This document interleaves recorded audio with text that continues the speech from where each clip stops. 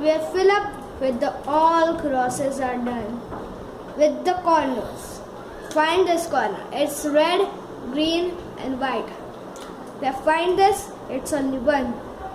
We have to place this to white and red and green. It's placed. The first corner is placed. Make it sure it should be every time straight. Now this is red, blue and white. The red, blue and white is which corner? The red, blue and white. It's red, blue and white. We have to place it. We have to sure make it straight. This is red, yellow and blue. Red, yellow and blue. It's fine. Placed.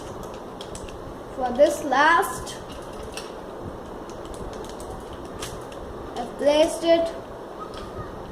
And this 4 are remaining.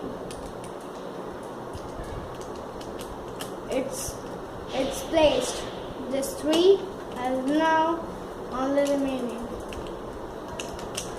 Let's place it. It's crossed.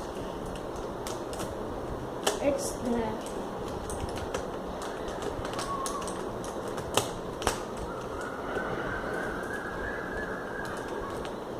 Now we have arranged the Rubik's Cube in your hands.